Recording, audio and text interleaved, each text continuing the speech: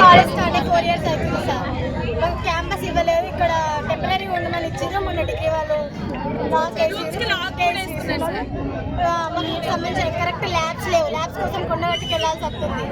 Labs లేవు, faculty సరిగ్గా లేదు. క్లాసెస్ మీరు ధర్నా ఎందుకు చేస్తారు? మీరు ధర్నా ఎందుకు క్యాంపస్ కావాలి, రిలీజ్ కావాలి. క్యాంపస్ రూమ్స్ లేవు కరెక్ట్ గా. ఒక క్లాస్ కంటే ఒక రూమ్ అంటూ ఏది లేదు సార్. ల్యాబ్స్ కూడా లేవు. మాకు ల్యాబ్స్ ఇంకా జరగట్లేదు. ఫీల్డ్కి వెళ్ళలేదు. ల్యాబ్స్ చేసుకోవాలంటే మేము వచ్చిన నుంచి బీటెక్ అనేది మాకు నెక్స్ట్ స్టెప్ చదువుకోవడానికి అసలు ఏం బేసిక్